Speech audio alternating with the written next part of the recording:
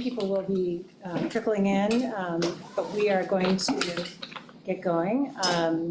Thank you so much for being here today.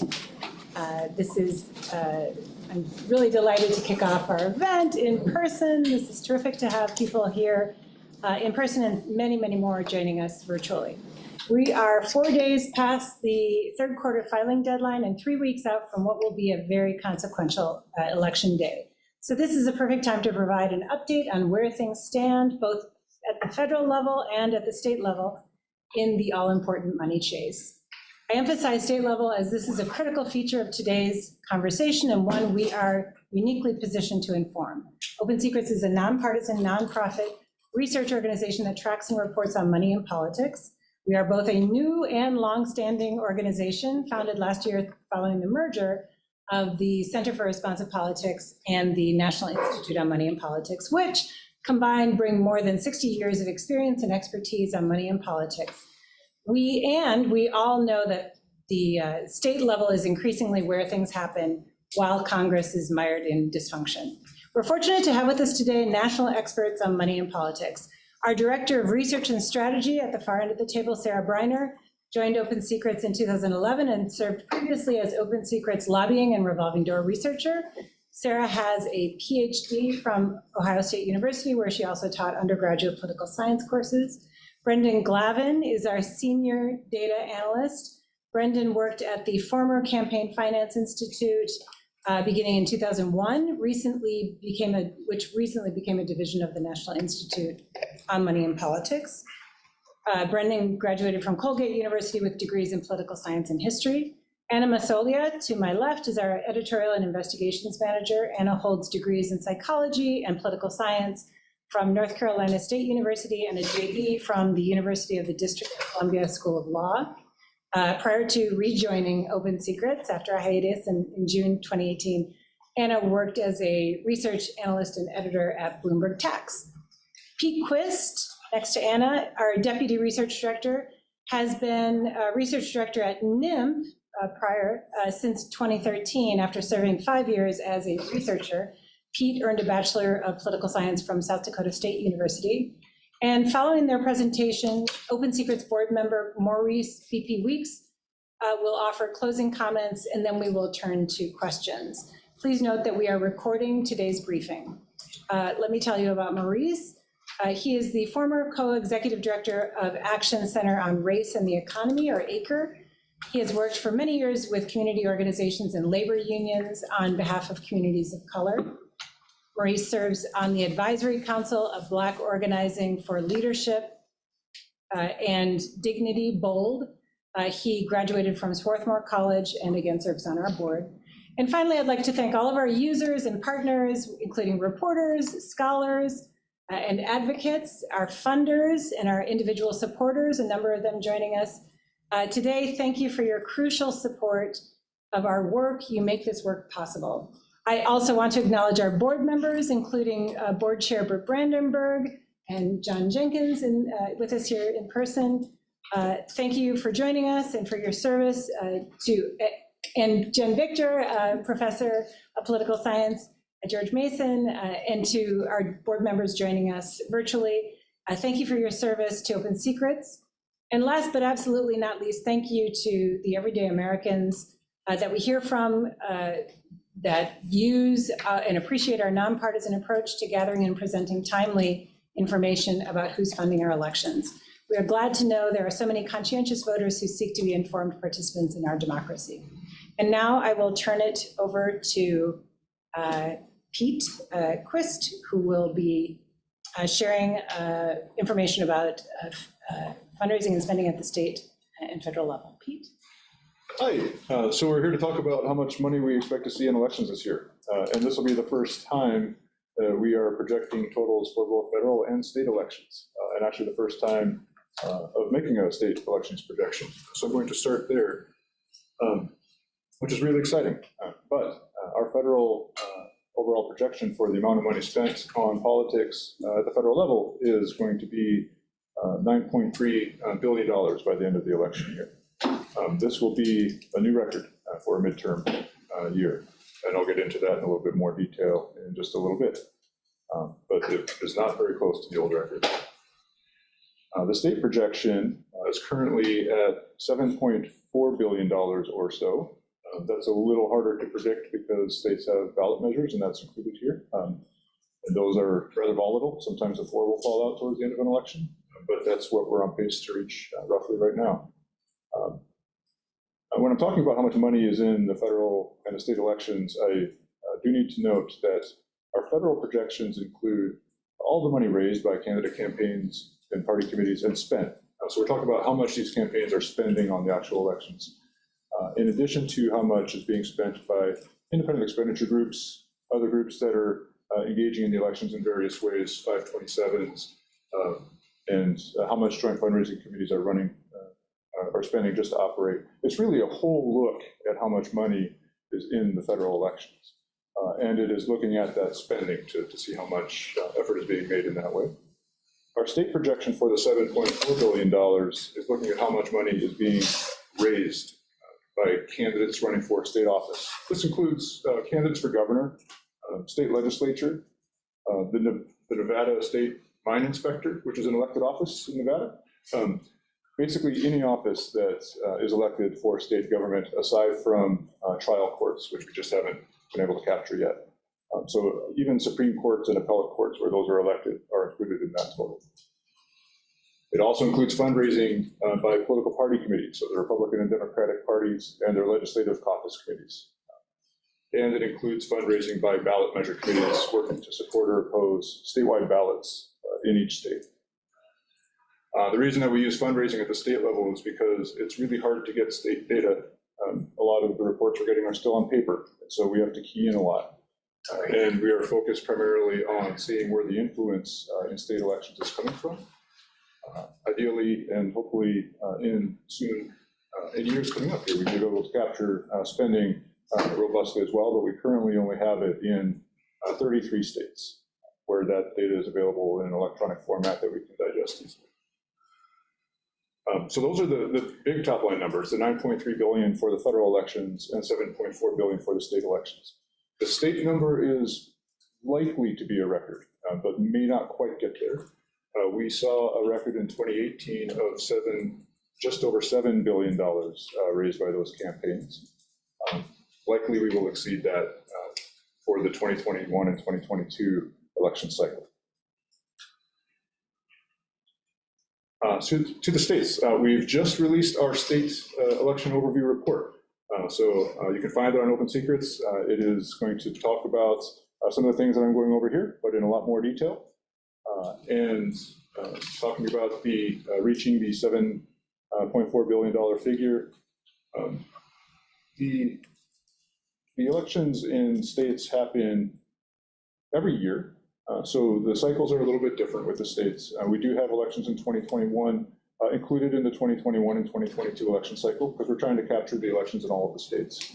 Several states hold elections in odd-numbered years rather than even-numbered years. Virginia, notably, right next door, but there are several others. Mississippi and Louisiana are a couple more that hold their elections in odd-numbered years, and it's important to capture that on a wholesale.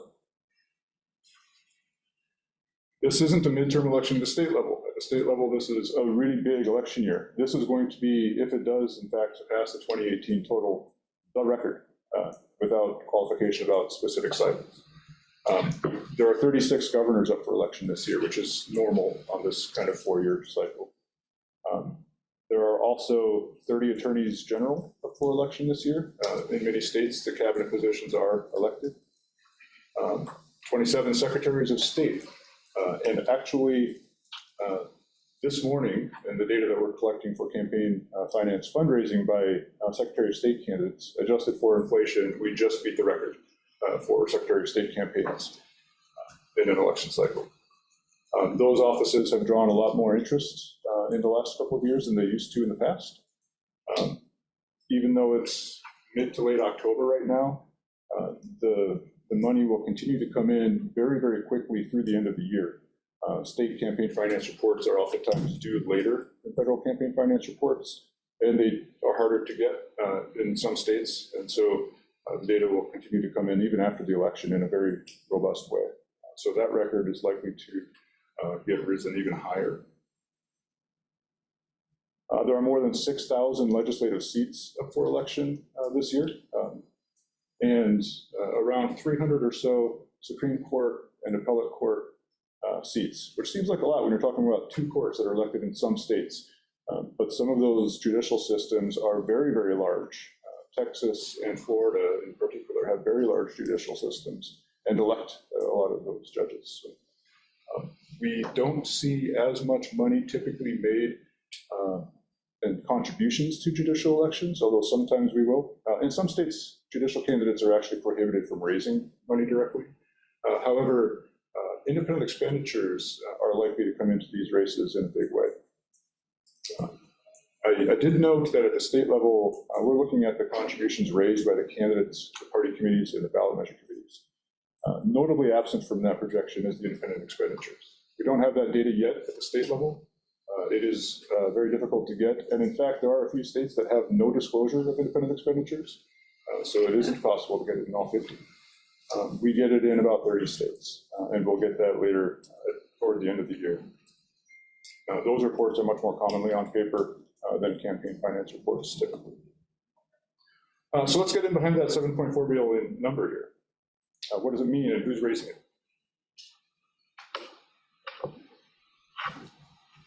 Most of this money is being raised by candidates. Candidates are where most of the action is at for fundraising at the state level. We're projecting over $5 billion to be raised by candidate campaigns at the state level for this cycle. That includes $2.3 billion for Democrats and $2.7 billion for Republicans. So the Republicans will have an edge this year. The party committees each will be at around $550 to $600 million for the Democrats and the Republicans. Our projection is that they will be essentially even. So the party structure seems to be quite even this section or this cycle.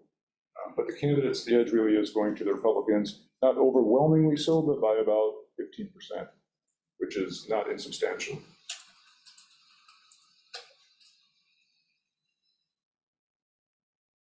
Gubernatorial campaigns. Here I'm going to get into what we've documented so far as of this morning. I hesitate to make some of the projections on an office-based level of detail because of the variations in the way that states have campaign finance systems set up and deadlines, and the different levels of completeness that data then is at when you start getting into small details like 36 gubernatorial races. So here I'll talk just about what we've documented so far. For gubernatorial candidates, we've documented $1.8 billion so far this cycle. In 2018, when we set our last record, that figure was $2 billion. So we are almost there already. It is very likely we will exceed that figure for the 2018 record. Attorney generals are a little bit closer. I'm focusing a little bit on the attorneys general and the secretary of states here because of all of the rhetoric in this country about how elections are handled and whether or not election results should be certified. The secretary of states in most states are those offices that oversee state elections.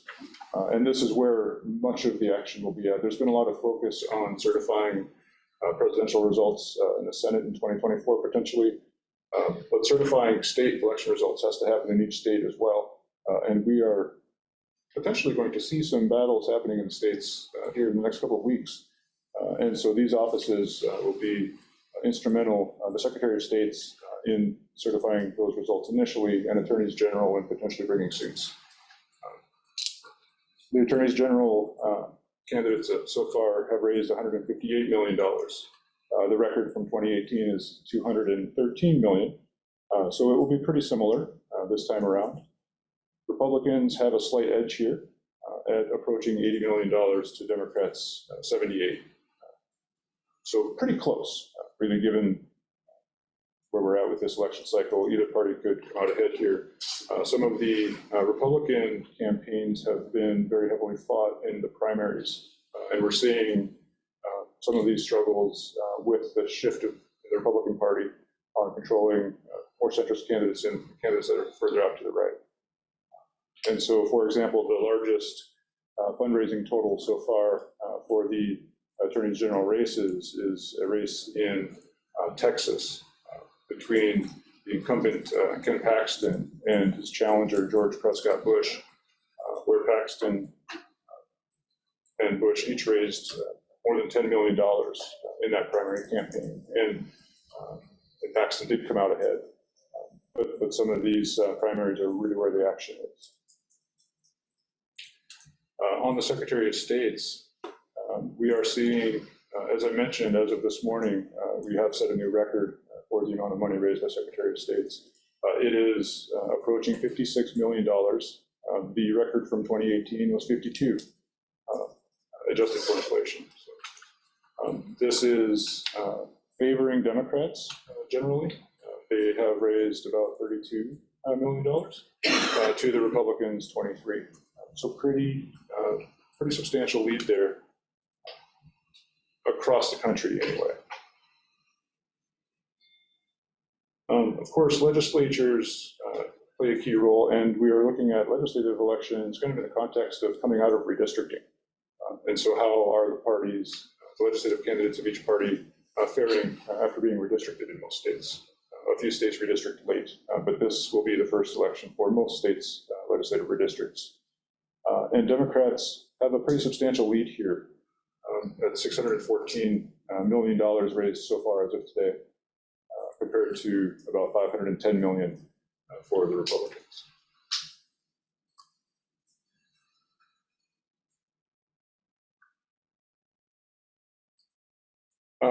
I want to note quickly that ballot measures make a big difference in fundraising as well. Candidates are where most of the money is, but we do document a lot in terms of ballot measure fundraising, and our projection for the ballot measures is $1.2 billion. There have been some measures that have inspired a lot of campaigning, and the measures that tend to do that tend to be measures that have industry regulation. So rather than the social wedge issues, the largest measure in Maine in terms of ballot measure fundraising happened this cycle. It was actually a 2021 measure, and it was whether or not to block a proposed electric transmission corridor from Canada down into Massachusetts that was going to be using clean energy transmission to help Massachusetts reach their clean energy goals. Maine voted to block that transmission corridor. Although it hasn't been killed yet, there are legal challenges happening to try to keep it alive. That drew a lot of money from electric companies on both sides, the ones that were going to benefit from actually creating and transmitting that electric power, and the ones that weren't, that were going to lose that market share. So for that measure, we documented tens of millions of dollars. It was actually almost $80 million, which is a huge amount in Maine, and it kind of underlines how ballot measures can really start to trigger a lot of fundraising. This year in California, we have two measures happening in the gambling sector that have drawn a lot of money. One would legalize online and mobile sports betting, and the other one would legalize sports betting at American Indian gaming casinos. And what we are largely seeing are the tribes supporting the measure to legalize the gambling at the native casinos and opposing the measure to legalize online and mobile gambling so that they aren't losing that share of the revenue. Whereas on the other side, we've got those companies that run the mobile and online gambling, dumping huge amounts of money in. We're seeing about $200 million so far of the expense on those two measures.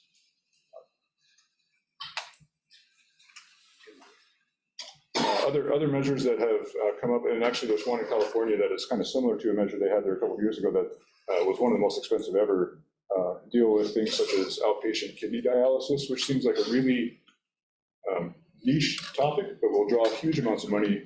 DeVitas is one of our biggest ballot measure contributors ever, and they weighed in very heavily with the measure in California that would have created certain staffing requirements and capped charges for outpatient kidney dialysis treatment centers.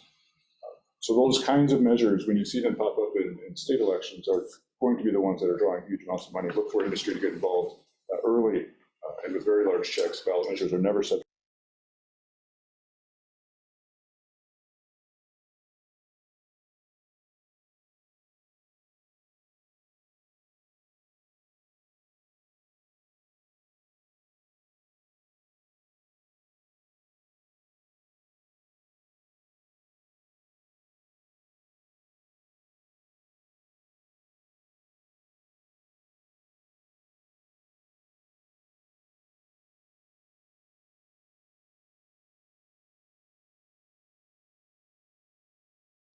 be more brief here. But candidates for the House are projected to raise 1.3 billion, and for the Senate, it'd be 1.2. The breakdown by party committee for candidates and party committees, federal spending is almost essentially, I mean, it's almost exactly even between Republicans and Democrats. So we'll see some pretty strong fights here, which is to be expected when you have legislative chambers that are up for grabs. You have the parties really engaged in kind of an arms race in those situations, which we've seen frequently at the federal level. All chambers have been close. We see that at the state level too. It isn't unique just to federal. Anytime you have legislative chambers that are close to a party control switch, you'll see the parties jump in and try to outgun each other. Independent expenditure spending, we project so far at $1.3 billion for the cycle.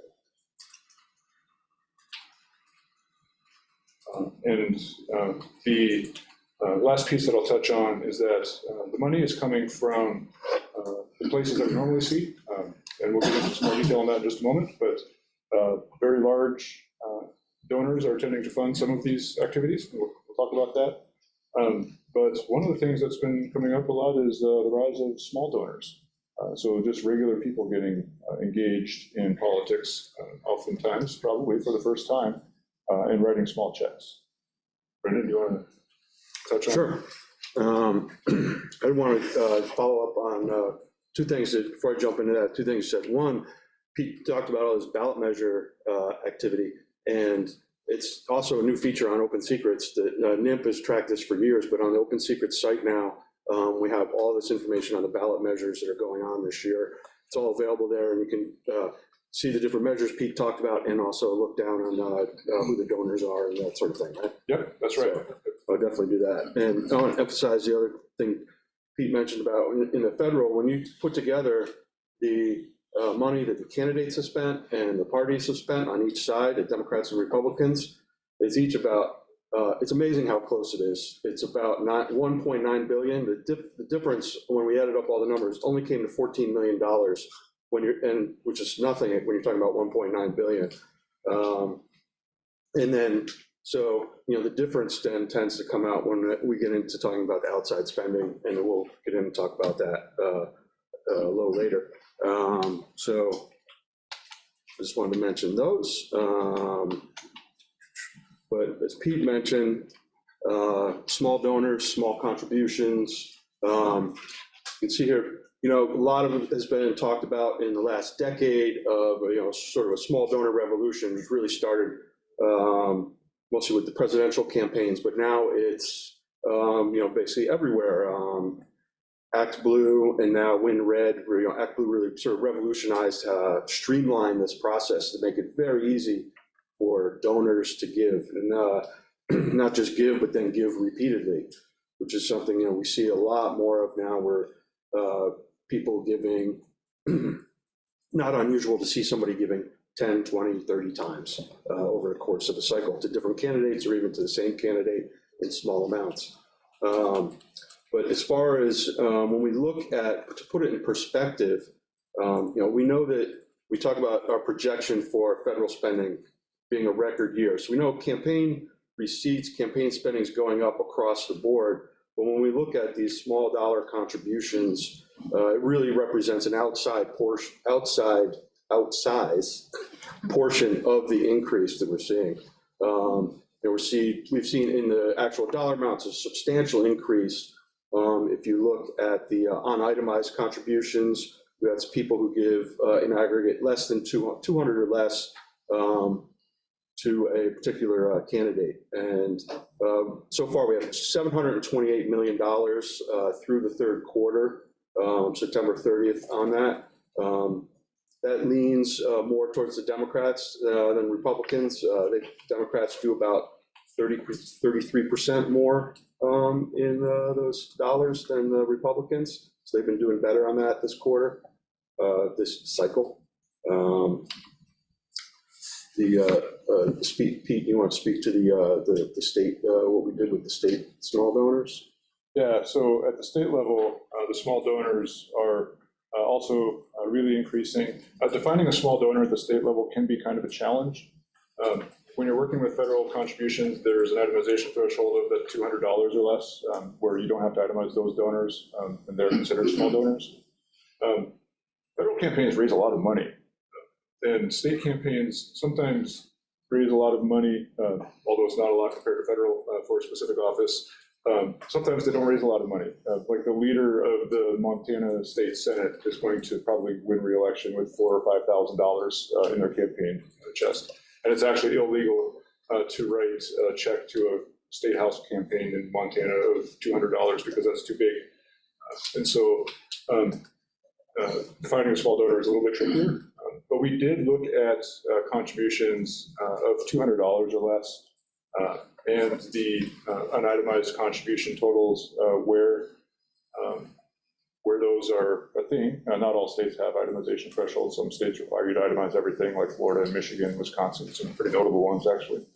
So looking at those itemized contributions of $200 or less, where those states have low itemization thresholds or no itemization thresholds, we've been seeing the dollar amounts hover pretty consistently in the mid-$200 million range across elections each cycle. But more people are making these contributions. The average size of the contribution is shrinking. So we're having people write smaller checks to create that amount.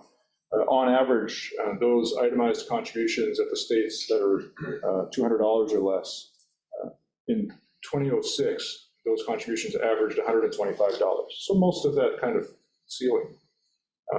And that's been gradually going down. 2018 was our previous record lowest average for these small donors to be contributing at $65. Because we get to see all this at the state level, right? Because the itemization thresholds are usually quite low if they exist. In 2022, it dropped all the way down from 65 in 2018 to $46 in 2022. People are writing small checks, and we're seeing a record number of contributions, just a record number of transactions at the state level. We've already set a new record, and much data has yet to be collected. So the engagement of small donors is very real. The unitemized totals are also rather high, at around $800 million or so. All right. Well, so the flip side of the small donor piece is the mega donors, and what we've seen in the post Citizens United world is donors who can give to super PACs, whatever they can bear, and some of them can bear quite a bit. So we have a list here. You can see of who are some of the top donors. This is something that we're constantly updating on our site. So this is just what we captured in the moment. I just like to point out, like, sort of what we see this year is sort of, I call it a little new school, old school part with the donors. So we have George Soros, who's obviously very well known as a big donor. Richard Uihlein, Kenneth Griffin. I went back and looked over the past 3 cycles. Uihlein's given over $150 million, and Griffin's given over $130 million if you look at it over since 2018. So we see some of the traditional donors that we've seen before. I do want to mention quickly about George Soros gave $125 million to Democracy PAC 2. As of September 30, that PAC has only reported spending about $15 million. So, and they had reported $108 million cash on hand on September 30th. So what's going to happen with that money, that Soros money in October, or how they're going to distribute it or spend it, or what's going to happen with that? That's an interesting question that we'll find out in the next few weeks. Now, new school donors, on the other side, we have crypto money has come in this year. Sam Bankman-Fried is the biggest donor on that front.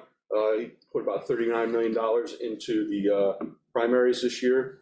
And then another new, not that he's never given before, but who really made a splash this year is Peter Thiel, over $30 million. Notably, putting money into super PACs that supported Vance in Ohio and McMaster's in Arizona. So that's a little bit, just a little touching on, who some of the mega donors are at the federal level.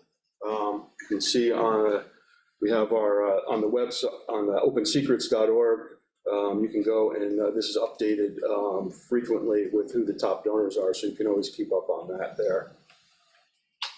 I will add that at the state level, we often see, some states don't have contribution limits. Actually, about a dozen of them don't. So you can write, Texas, we will sometimes see 7-figure checks written to the gubernatorial candidates. Not necessarily by corporations or the PACs, but by wealthy individuals that just want to be friends with the governor or are friends with the governor.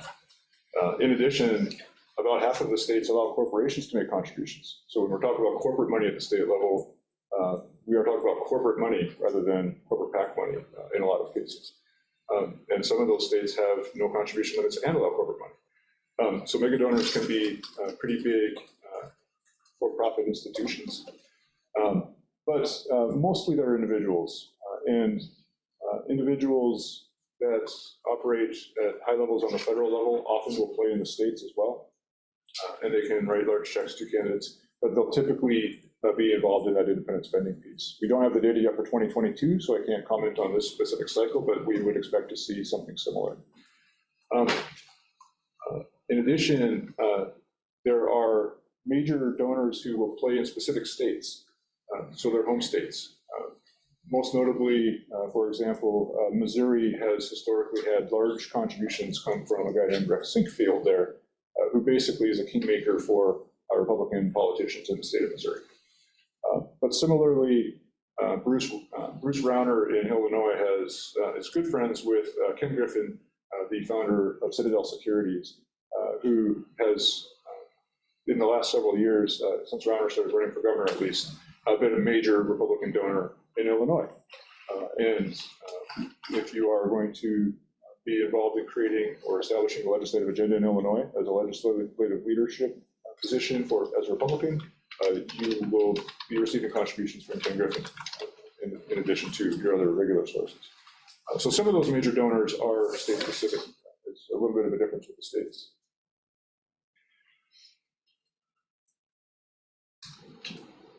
I will add also, I guess, that sometimes we'll see big individual donors come in on ballot measures that take up an issue that they like. So the late Peter Lewis, the founder of Progressive Insurance, was a very big marijuana legalization advocate, which comes out of the blue. Although, if you know his history, I think he got arrested for having medical marijuana on him at one point and then kind of took this up as a thing. I believe that's true. But he would fund, write large checks to ballot measure committees supporting the legalization of marijuana in the states. So sometimes you'll see people come in with pet projects like that too, and really work across state lines on a specific issue through ballot measures. So all these mega donors giving us money, how does that play out? Then we look to outside spending. I think Pete mentioned earlier, already we've had $1.3 billion of open secrets. We reported on this last week. 1.3 billion has already been spent on these outside spending. How's that playing out in the races? Well, overall, the Republicans have spent about 30% more. Just looking at the general election that we're focused on right now, they spent about 30% more than Democrats overall. But if we break it down in the last 2 weeks, the Democrats have sort of evened out the spending. So, we're in a position now where the Democrats are behind on this front as far as what they've spent, but looks like they're trying to sort of even it out a bit. We'll see how things play out in the last few weeks here. Over the course of the cycle, Republicans have outspent Democrats. Democrats came into the last 5 weeks of the election with a lot more money in the bank to spend. So right now what we'll see is, how does that play out where Are they able to spend the money in the right places in the key races and make a difference? Just a note on these, you can see up on the slide here, we have a list of the top spending groups. These are party and party affiliated, the official party committees and party affiliated super PACs. Senate Leadership Fund is the top spender of the whole cycle, $150 million. If you take all these groups, if you combine the official party committees and the party affiliated super PACs, and you see on the list, I also include the Georgia group in here because it's wholly funded by the Senate Majority PAC or SMP. So I included that here on the list. But if you put all these together, they've spent $600 million themselves. So almost half of the money that's been spent so far has come from these party or party affiliated super PACs.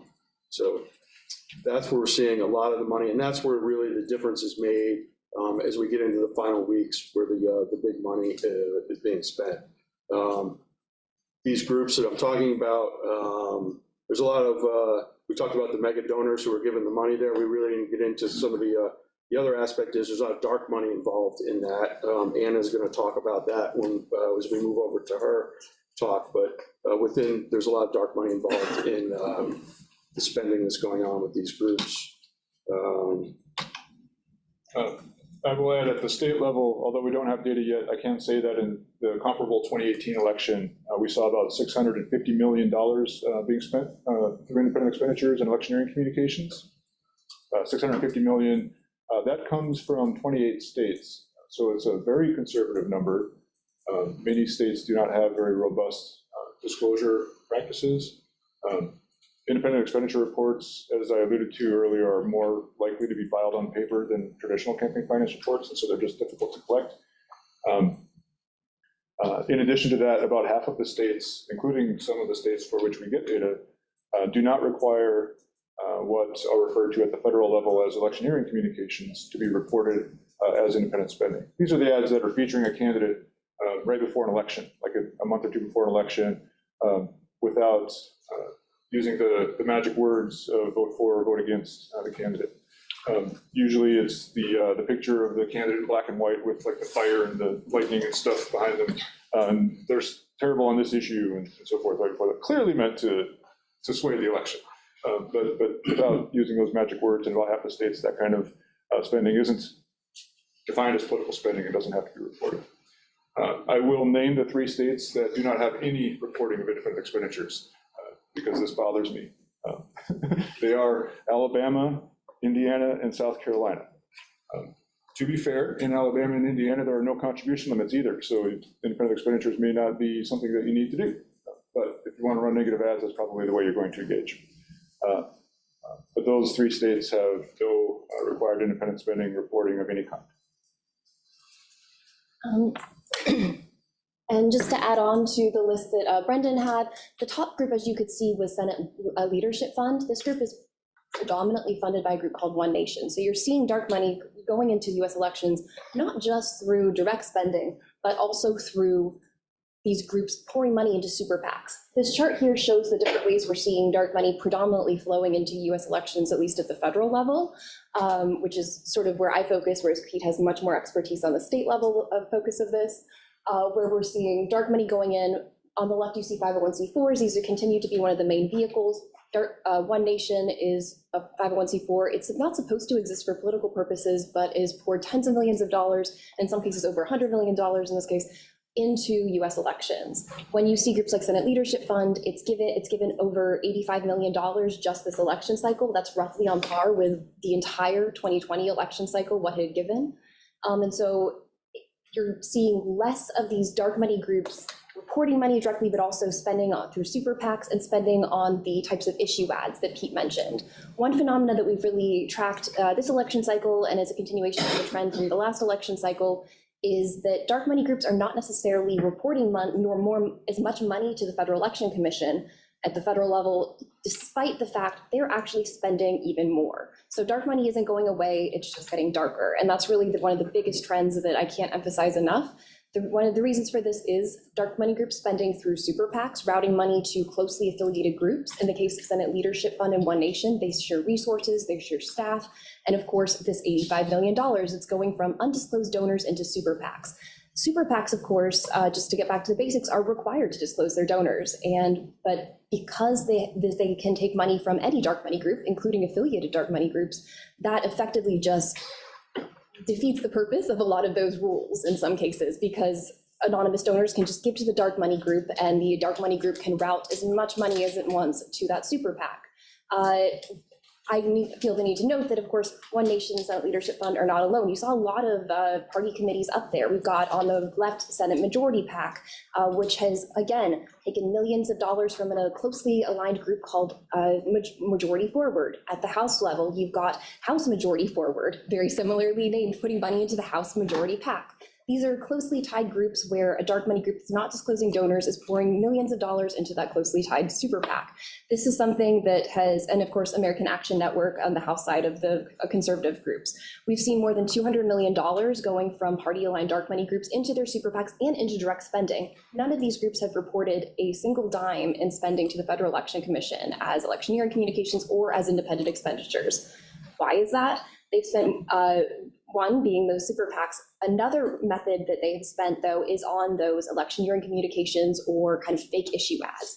This could be framing something as this candidate is great, this candidate is terrible. And we see this on the far left, kind of that your senator's the problem. In many cases, they may be targeting existing incumbents, but in some cases, they do target their challengers as well. Because they're avoiding those magic words, vote for, vote against, or the equivalent, none of this money has to be disclosed to the Federal Election Commission. But in this case, we've seen over $100 million just from those party line groups and even more from other groups as well. And again, these 501c4s are not supposed to be political groups, but because of lax rules with the IRS and because there's differences of opinion on how much spending is too much spending, even though politics can't be their primary purpose, these groups have been largely unchecked with how much money they're able to pour into elections and not only hide disclosure of their donors, but also of their spending to the Federal Election Commission. While at the federal level and in some states, you do have that 60-day period before general elections and 30 days before special elections, where they are legally required to disclose ads referring to candidates, even if they don't expressly advocate for an election or defeat of a candidate or for an election outcome. There are ways around that as well. We've seen dark money groups continue to spend on online ads. At the federal level, online ads are not regulated the same way as TV and radio ads or other traditional ads that could be aired on TV or otherwise. And so effectively these groups, just using party aligned groups as an example, all of them stopped spending on TV ads the week that disclosure window went into effect.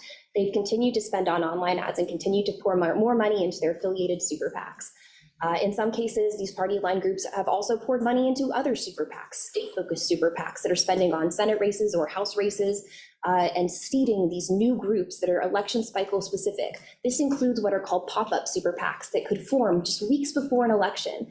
And in particular with primary elections, this was an issue where they formed weeks before a primary election, close enough in time that their statement of incorporation was too late for them to have to file a pre-primary report or report any of their donors before the election.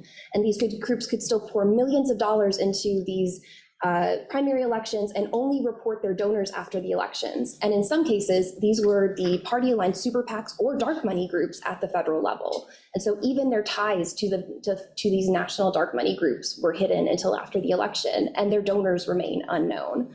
And so that's something that's becoming a bigger issue. We're continuing to try to track those online ads. One example of the pop-up PACs that we saw over the weekend revealed to the FEC was 53 Peaks that was spending in Colorado. But there are numerous examples of both the dark money groups and the super PAC spending. We've continued to see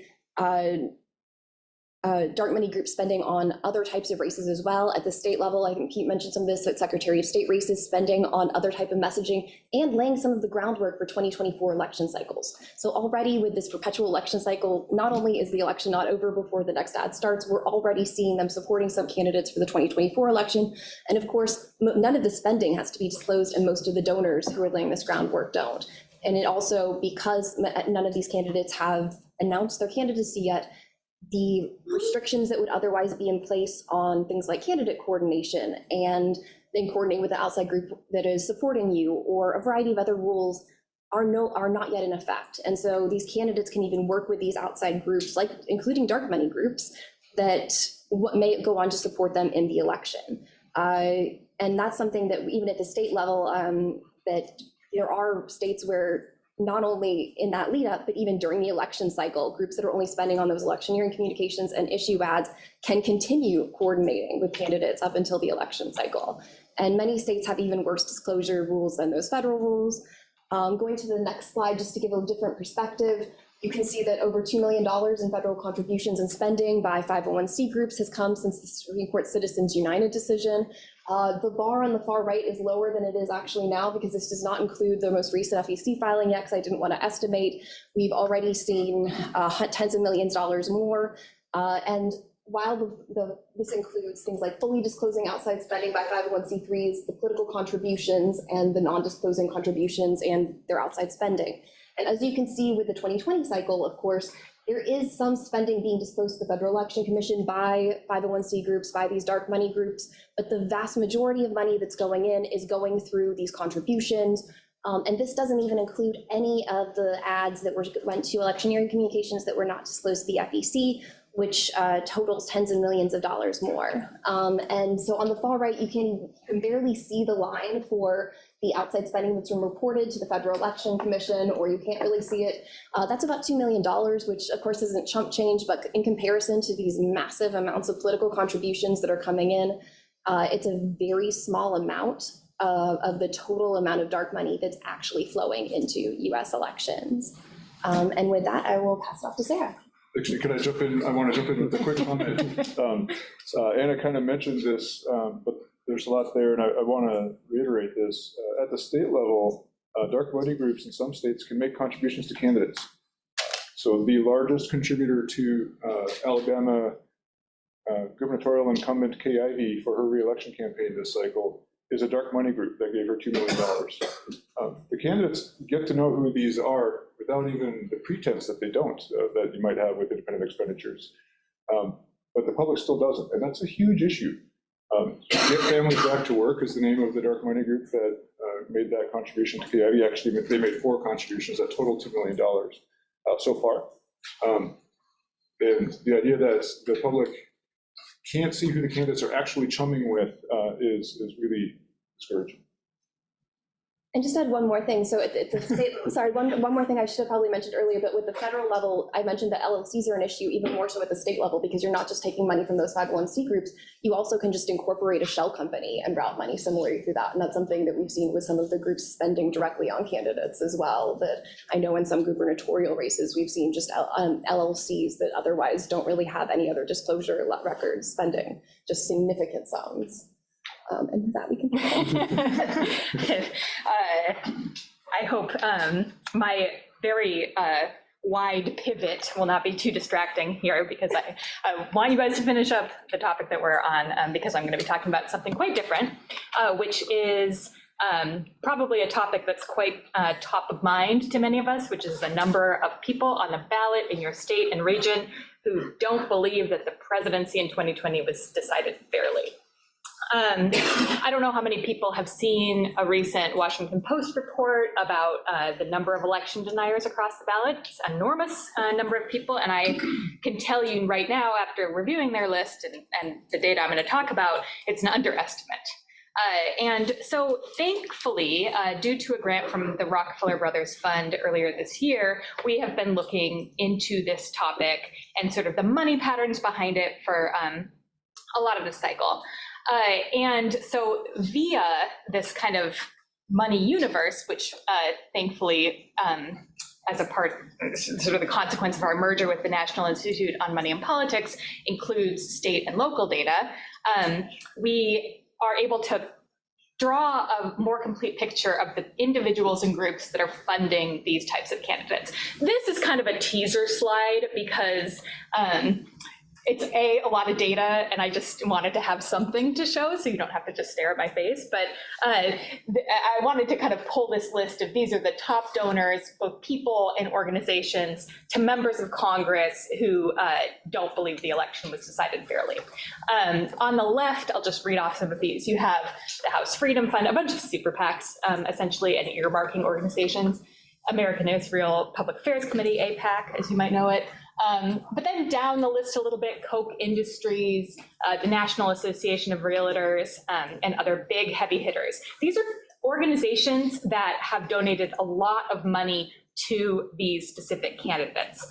On the right, you have people who have been giving large amounts of money to the same. This list is interesting to me because it's actually not the same as the list that Brendan was showing. So you do have, I think, so like Ross Perot, some of those people are on the major donors list as well, but it's not, there's not perfect overlap. And that's where this starts to get interesting because obviously, part of the problem here is that the people are very public about their belief that the election was stolen. And I think that kind of erosion of norms has become so linked to some of the mainstream Republican Party candidates that you have like just a lot of overlap between people giving to Senate and House Republican candidates and then people giving to election deniers. So, like, is Dick Uihlein really interested in overturning the election, or does he just like Republicans? So I think that's a tricky issue to parse out. But by digging into the state and local data, we can get kind of a better pinpointing of the types of candidates in races that aren't so public and that aren't so high profile. What we did was a fairly simple exercise, but only made possible through having access to state data as well as federal data. We pulled a list of everyone who objected to the election results. We supplemented that with the Washington Post list and then took out some people who were on their list that have actually said that the election was fair. And then we pulled the donors to those candidates and looked at the other candidates who are getting money from that group of people. Through doing that, and I can't show you a list because I'm not totally comfortable calling out some of these people yet, but in the future, perhaps I will, we are able to identify candidates who deny these sort of traditional democratic norms, but might not be as high on our radars. It gets very interesting when we get into state and local candidates. Through this method, we could identify 10 gubernatorial candidates, 72 House and Senate candidates at the state level, 7 Supreme Court candidates, which is a tag I want to put aside because that is a group of people we should pay attention to. And 22 statewide office candidates who were not on our existing list of election deniers. Those statewide office candidates include secretaries of state, attorneys general, the Texas Railroad Commission, which is apparently a big state office that I didn't know about. But the Supreme Court candidates are really interesting because, as we all know, elections, so, I mean, I came of political age during Bush v. Gore, so elections have been decided in the court since I was a teenager, and I think that will continue to be more and more something that we can expect in the future.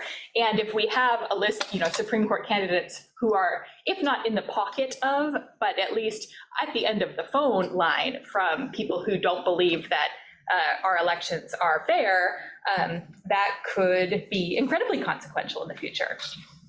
So going forward, again, like I said, kind of a teaser because this work is in progress, but going forward, I wanted to talk about something that my colleague Greg Schneider did back in July. He actually ran a predictive model using some of the inputs associated with some really high profile, well-known election deniers. And this predictive modeling, which relied on characteristics like taking a lot of money from small donors out of state, some things that are kind of more innocuous than saying, I don't think the election was fair, that modeling generated a list of potential anti-democratic actors. And when we compared that list, generated in July, to knowledge that we have now, including people saying things publicly, the predictive model did very well. So going forward, I think that we will probably be able to refine that by incorporating data like this. Are you getting money from these people who have historically supported election deniers? Are you getting money from these organizations, particularly disproportionate to other Republican candidates or donors? And I think that that will help us develop something like an early warning system to pinpoint and identify people who, if they aren't election deniers now, might be likely to become them, or might be willing to embrace anti-democratic norms. I don't know if you are all familiar with the disinformation dirty dozen, but that's a TikTok phenomenon where you have 12 people who are contributing something like 80% of the disinformation about health, really COVID and vaccinations online. So you have these 12 influencers who control via social media a huge amount of the information that we consume and that about the effectiveness of vaccination. I think that in the politics world, there's a very clear analogy, which would be the disinformation dirty dozen of donors and organizations supporting the kinds of candidates who showed up on January 6th to storm the Capitol, some of whom were running for office. So I think that there's a lot of work left to be done. Obviously, again, like I said, this is sort of a teaser, more will be coming, but I think it's important to show how the unified data kind of works in the real world, and then also where all of these 9.5, 9.3, and $7.8 billion are actually going, because the people who are taking in that money are, if not explicitly, oftentimes suggesting that they might not uphold the election results in 2024. And I think you might have seen recently some reporting by my colleague Taylor and others about how there are candidates in places like Arizona who say that they will not do so in 2024 if the candidate that they like does not win. So deeply problematic times, just because January 6th is in our window or review mirror doesn't mean that it is not still obviously incredibly consequential to the future of American politics. So that's my spiel. I will add that sort of in that context, Anna talking about the dark money getting darker makes this harder and harder for us to sort of model and track. So it's really critical that the disclosure here is not stopped. We need to find some way to try to shine light in these areas. And as campaigns continue, as we're seeing with our projections here, to get more and more expensive, there will be more and more money kind of coming in from these kinds of sources that we may or may not be able to see. Yes, that is definitely true. I wanted to, before we hand this over to Maurice, thank my colleague Doug Weber, who is actually behind a lot of the data that we've been talking about today, and also remind everyone in the room that you are free to email any of us, Sheila, anyone, anytime with follow-up questions, or if you want to sort of learn more about what we're talking about. So Maurice? Thanks so much, y'all. Can everyone hear me? Yes. Great. Hi, everyone. I'm Maurice BP Weeks. I'm a board member at OpenSecrets and also an avid consumer of all of the data that OS puts out. I'm the former executive director of the Action Center on Race and the Economy, a national organization with lots of research capacity that's used a bunch of the data. I just want to, for a second, I want to make sure that we get to lots of questions for this brilliant crew, but I want to thank them first for their amazing work and underline a couple of things that I thought were particularly exciting. Of course, one being the big ticket number of $7 billion on track to be spent, which is smashing through, it seems like every election now we're smashing through historic spending, raising and spending levels.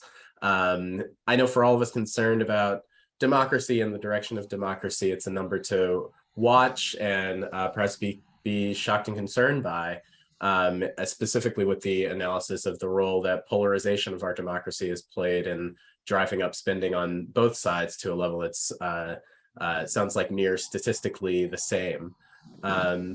I'm also really interested's probably not the right word, more like extremely concerned about what Sarah was just discussing and the money going into Secretary of State races. Obviously, that's an office that, I wish was still as obscure as it used to be.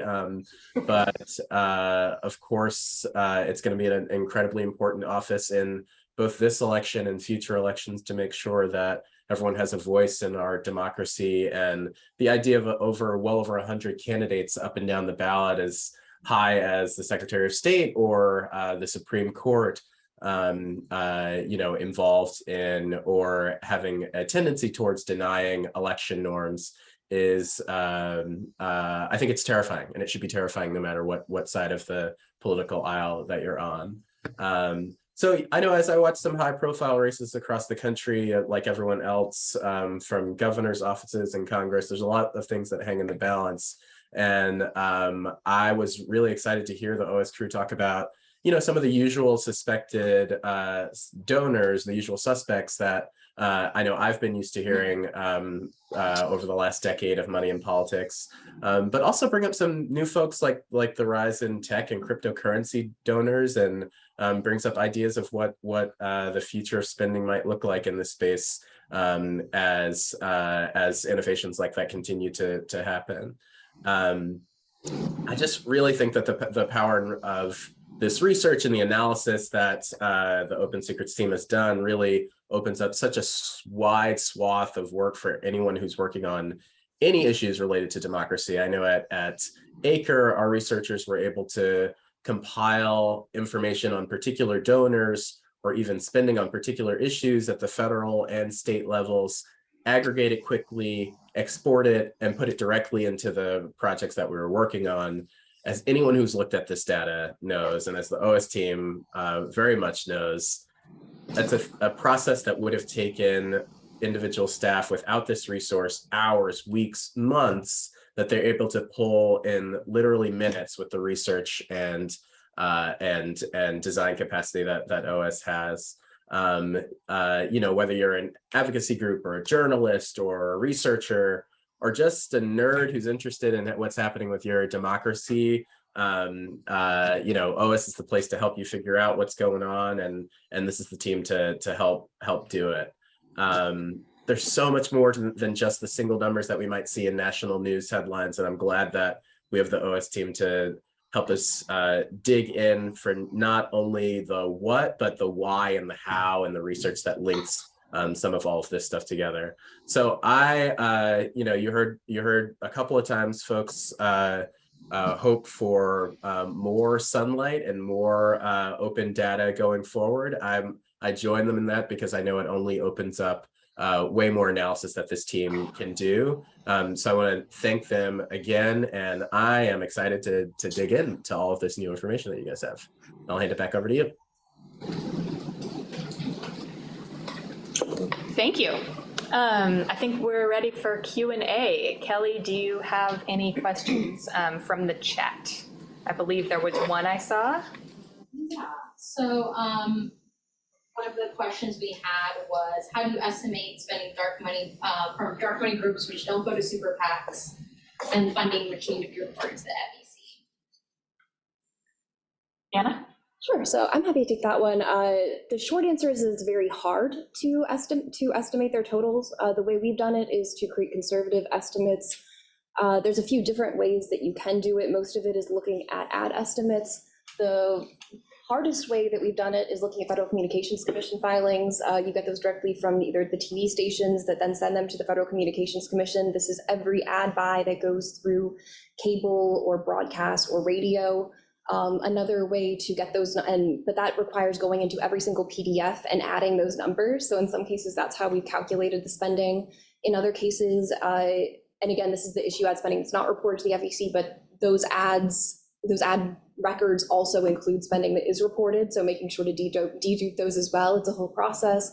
A few other ways to do it is looking at other databases and partnering with other organizations. We work really closely with the Wesleyan Media Project that has estimates on ad spending as well as just the number of ads.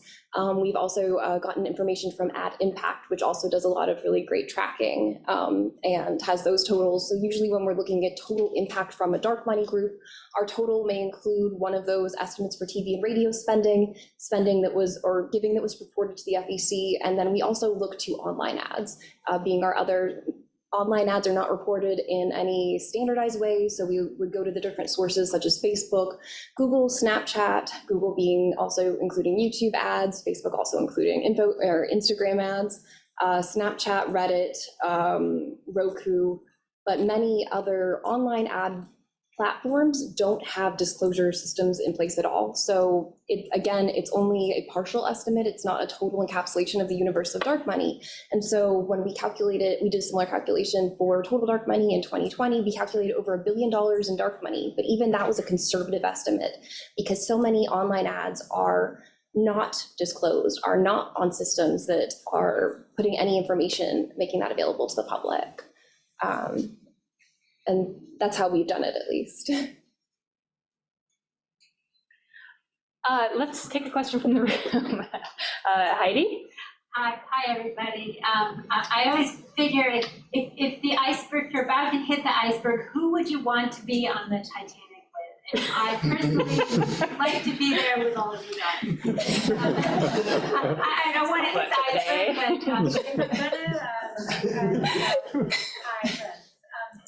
So my question is, for those who don't know, I've been doing a lot of work on the corporate angle and the corporate piece of this and trying to sort of pull out both data and looking at those patterns. And one of the recent things I started looking at was the sort of regional patterns. So tell me more about the regional pattern, because my take and my universe is just the 250 biggest companies, last 2 election cycles, so it's a smaller universe, but I think it's predictive of the general patterns because they haven't changed since I started looking at this. And it's that where you have regional cuts, at least from the corporate side of things, the most money goes to the South, has the most one-sided control of, total control of legislation and the trifecta of both houses of the legislature plus the governor. It's also much more heavily partisan, certainly from the corporate side. So I guess the question is the overall partisanship at the state level, is it just, what kind of patterns do you see? And are my data different than the bigger picture? Yeah, so state elections are quite variable in the way they're funded because of all the different regulations. And before I directly answer that, quite variable because of all different regulations and how states handle campaign finance, whether or not there are contribution limits or what they are, and whether or not corporations can make contributions directly or have to form a political action committee that's funded by individuals that then makes contributions on behalf of the corporation. In the South, it is pretty common that corporations can make contributions directly. That's a regional sort of trend. And so that might be playing into why the corporations that you're following are making more contributions in the South. Alabama and Virginia are a couple of states where corporations can directly make unlimited contributions. And so that can play in. There are some other places, there's actually part of the West where corporations are typically permitted to make contributions directly to. Washington, Oregon without limit, Washington with limits, California, Nevada, and Utah, they're all Western states where corporations can make contributions directly as well, and Utah without limits. So you might see a pattern similar out there. The South, the party control thing, typically what we find, it depends a little bit on the sector. Energy sectors tend to favor Republicans a little bit more, for example, than Democrats, although they tend to operate more heavily in some of the energy sectors. Oil and gas in particular tends to operate more heavily in Republican-leaning states anyway. What we typically find with corporate contribution patterns, though, whether it's through their corporate PACs or corporations themselves, is that they'll make contributions to incumbents more than anything. It's not unusual to see a corporate interest through its PAC or directly make 90 to 95% of its contributions to incumbents, rather than to people who are running for an open office or challenging. They'll make those contributions early. The incumbency advantage is really real in this way. You're going to get the contributions from organizational interests that are long-term interests like for-profit corporations. And you're going to get that money early, which gives you a great fundraising advantage early in an election that stays with you throughout the campaign as well from that angle. But that's typically what we'll see with corporations. And then those that are making contributions just everywhere, they don't care about party affiliation either. So AT&T is one of the largest donors at the state level. States do a lot of regulation around telecommunications, such as whether or not you as a city in your state are allowed to build your own telecommunication system, or whether you have to have a monopoly come in and do it for you if you're a small town or something. AT&T's contributions are almost exactly 50% Democrats and 50% Republicans. They give in every state. And so the party control, if you're operating within a state or a region, you might see patterns where the contributions from the corporations favor one party because the incumbents are that party, but not necessarily because the corporation is partisan. They're just looking to make contributions to people in office so that they can get in and lobby. I have another question from the Slack for Pete, actually, which would be what would be the impact of a constitutional amendment allowing state and federal legislators the right to regulate campaign finance? Do you think? I'm not sure how well I understand that. They can regulate it now. So like all the regulations around like contributions and so forth are set by Congress and by state legislatures. These are all statutory regulations for the most part. There are, of course, administrative rules that play in to enforce those laws, but most of the regulation is done through statute. We did a really extensive project examining campaign finance laws in the states over 20 years or so, from the mid-90s until the late 20-teens a few years ago. And we had to look both at statutes and rules and in some cases court decisions to get what the accurate laws are or regulations are, but almost entirely it was statute that dictated that. Another question from the room? Yeah, Ken Doyle with Bloomberg Government. One of the things that strikes me about this is not just the amount, but how much of the money is really concentrated in relatively few races, at least at the federal level. If you look at Senate races, there's really only a handful of them that are getting enormous amounts. And so the question I have is whether you see that expanding at all before the election, which is coming up close to in a few weeks. Is that going to change at all? And if not, sort of what's the effect of that to have so much of this? I mean, other than obviously a lot of TV ads and a few states that are going to, but we're going to have an election that the outcome is going to be very close to what we have now, I think, right? And with all of this money being spent to come up with a very similar result. And if anybody has any thoughts about what that means for the larger picture of what's going on in the country. Well, I could put some numbers on the point you're trying to make to start out. I was looking at the spending numbers in the Senate.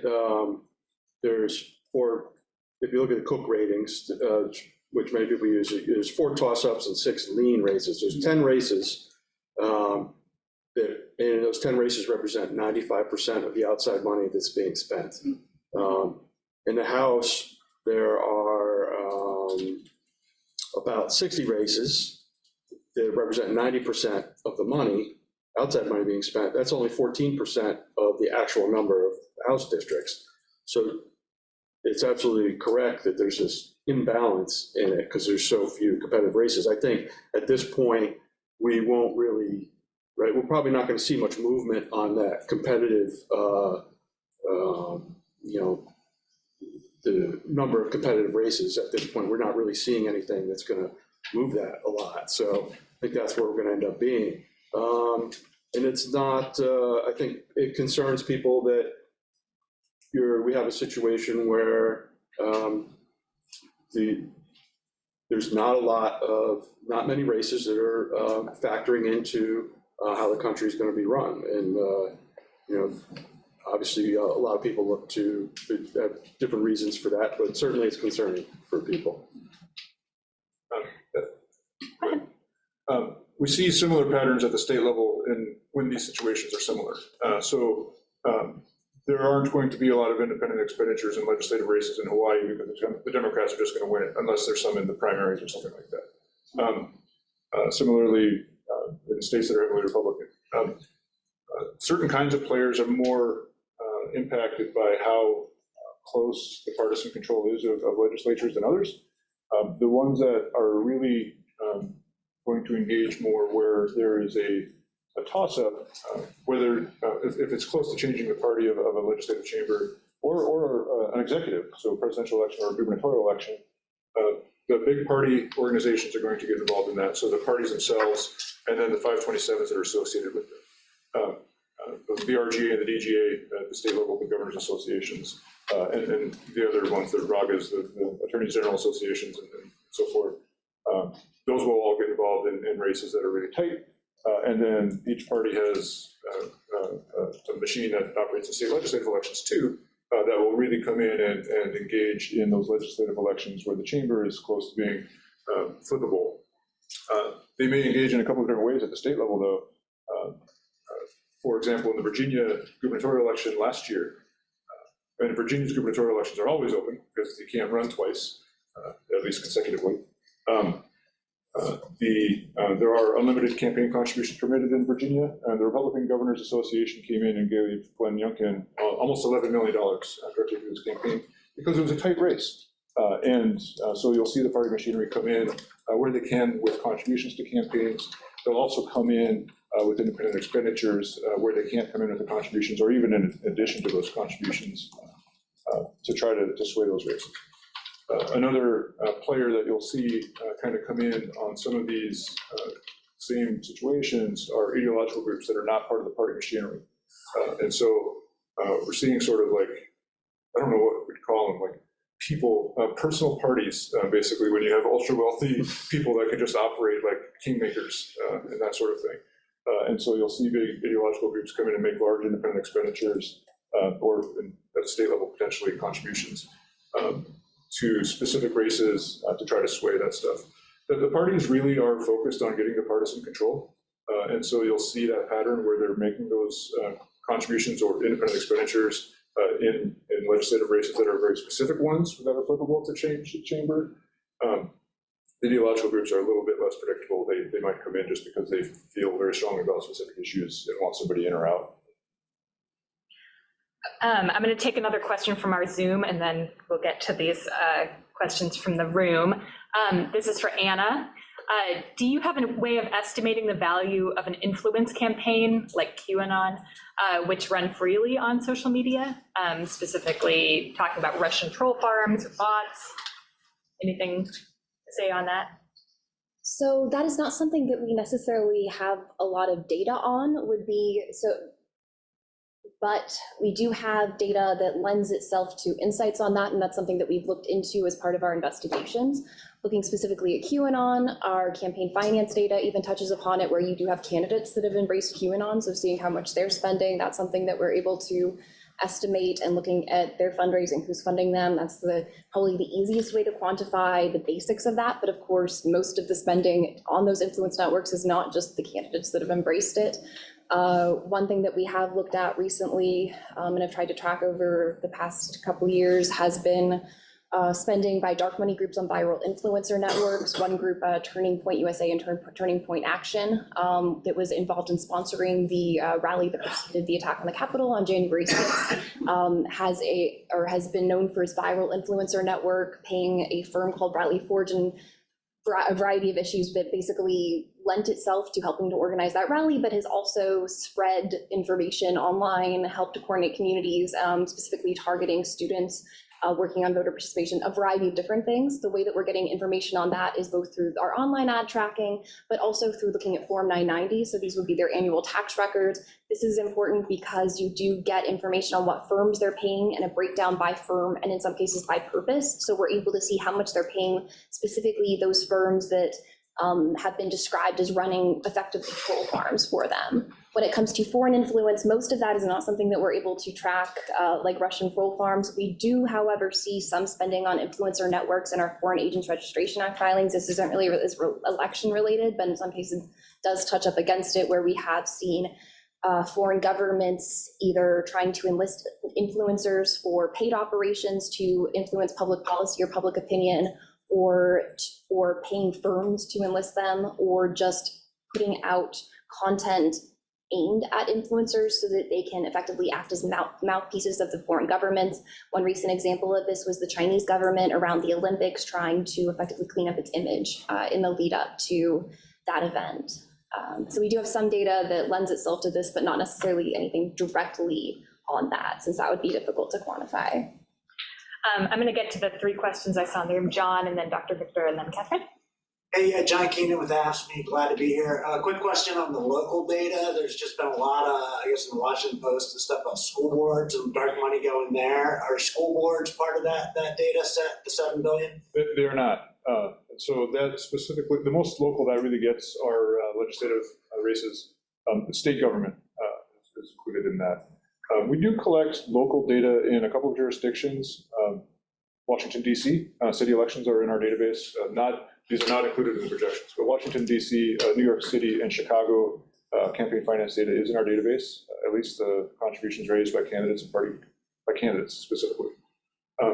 Only one of those has city school board elections though, and that's Washington, D.C. And so we have data there, but that is the only school board that we have. It's really hard to get any. Yeah. It is. No, it's so far down, But you're right. I mean, trouble. it's all over the place, especially with the CRT stuff. We did, the National Institute on Money and Politics had a grant more than a decade ago now, I think, to collect local campaign finance data in a couple of dozen cities and towns. And they were kind of they ranged from large to sort of smaller towns and around the country, just a pilot to see what local data would look like collecting that stuff. We did find that there were at least a couple of towns in the tens of thousands of people with population where campaign finance isn't a thing, where disclosure isn't a thing. Candidates don't file campaign finance reports. It is likely that many school board elections are similar. So thanks for all of this. This is super interesting. Yeah, I have a question about earlier in this election cycle financing. I'm wondering about any analyses you've done looking at the political parties or party-affiliated groups who gave to opposite partisan primary candidates as a way to try to influence low-quality competitors for the general.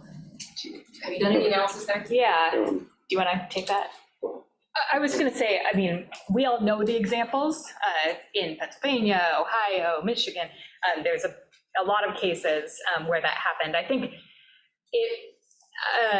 it's pretty clear that that was linked to the Democratic Party operatives. And whether or not it continues to happen is going to depend on what the outcome of those elections is. But in my view, beyond that, I don't know if we have any sort of specific takeaways about the people. Do you have? Were they successful largely? Yes. Yeah, I'd say so. At least with regard. That they preferred yes, to run against? I'd say so. Yes. They and Trump. And I think those both worked hand in hand because they tended to be supporting the same people. And so, which is hard to disentangle the causality there, as you would know. Sure. But I think that. We did we have a piece on that on the news section on our site that was from back in July, so we can share that with you. Yeah, let's share. This is probably a question for Pete. I wanted to go back to the rise of small dollar donations this cycle. And you sort of alluded to it, but there was a survey out last week that showed more than 70% of Americans have never given to a political campaign. So do you have a sense of whether that rise is more attributable to people giving a little a lot or more people giving a little? Yeah, it's hard to tell this year in terms of because what we did was we looked at the average contribution piece. That's baked into the methodology that we did for the comparison of previous years, so we are seeing those contributions get smaller. But likely that we're seeing new donors. And we're in a political environment right now where politics is much more front and center than it used to be. And even if you are not particularly polarized yourself, the polarization of the atmosphere, that politics just in front of people's minds. To remind us. We've had some sort of preliminary internal looking at the data that's, it's maybe this year, not so many, this cycle, not so many new, I'm talking about federal level now, new donor, new people in the system, but there was such a influx of people in 18 and especially in 20. So if you look at it over time, there have definitely been new people into the system. So it's a bit of both. There's new people coming in. Of course, you always lose people, but then they're also giving more often than they would have 10, 12 years ago or a lot more. Bert? Bert Brandenburg with the board here. Just to follow up on that, because I had a couple questions about the small donor piece as well. And I'm just wondering, because I think if I saw right in the actual report, you're nonetheless reporting that average donation by small donor is lower, that more donors are coming in. And I'm just wondering whether there have been reports recently that there may be a saturation point. Small donors that people are getting really sick of, 9,000 emails a day, and they're not getting as much as they used to, and they're just maybe hitting a ceiling. And maybe the data is still too preliminary. It's all still new. I'm just curious if you have a perspective on whether there's a saturation point. And the second part of the question here is whether you just see any other stories coming out of this all over the world. We've heard today about R's catching up with P's, or that they may be good for the radar to point to election deniers in terms of where small donor impacts. Are there other sort of small donor stories that tell us about what's going on in democracy right now that are really warning for as well?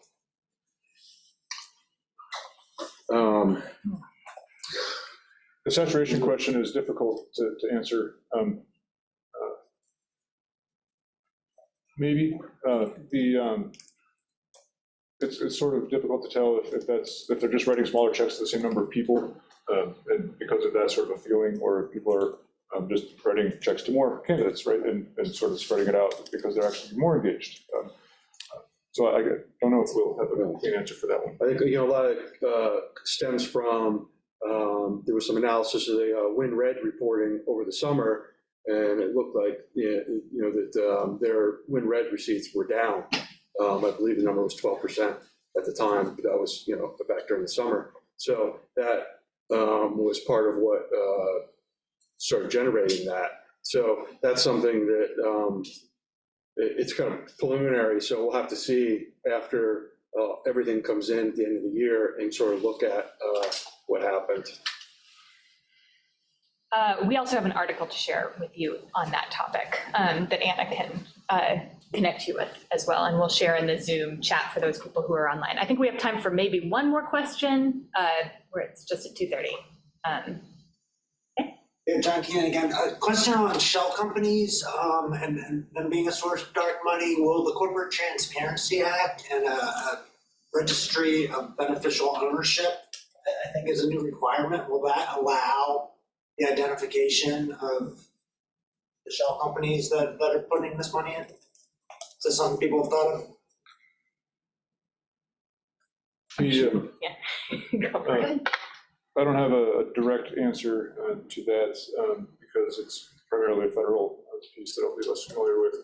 But I will note that to the extent that you add data around corporate structures or other aspects of organizations generally, if it's done in a separate place, that it creates a challenge to mesh it together with campaign finance information. And oftentimes, so you have to start by matching up every corporation, right, to every donation that you're getting. So So it'll be a huge lift, probably, although again, I'm not sure how and probably this would come down mostly in rulemaking and like structuring that database and that sort of thing, but that's an angle. If they were public companies, you could do it by tickers. Yep. Yeah. But they're not all public. But there's still always the work, which we're doing anyway, though, of identifying multiple contributions from the same company because, well, for federal campaigns, the companies are giving, at least to candidates, they're giving through political action committees that come with PAC ID with contribution. At the state level, you're just getting whatever people write into the contributor name.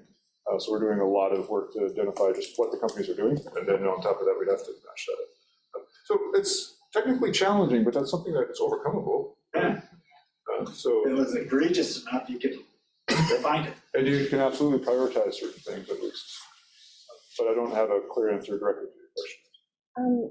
One thing to note with that is, I'm not sure which version of the bill you were looking at, but I haven't paid attention to the bills this year, but I know at least earlier versions only share that information with law enforcement, so I'm not I sure. think it's like FinCEN's gonna have a database, yeah. Right, and so it remains yet to be seen what that data is gonna look like, how much of that's actually gonna be available to the average member of the public, where they're balancing those privacy issues. Might be Since I know a already- lot of that was raised early on, and certainly with that ownership requirement, looking at who's controlling those shell companies is helpful, but there's always ways around that, in particular with political spending, because you do have that rise of online advertising where you've got these unincorporated entities and spending directly, and it's so easy to create that fake online persona. So there's certainly still ways around it. It's not perfect, but certainly a step in the right direction. Okay, well, thank you all so much for coming and bearing with us for 90 minutes talking about politics. It is DC, I do love it.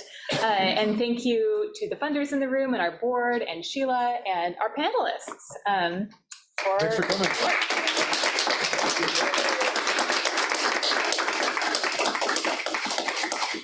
And please take all the cookies and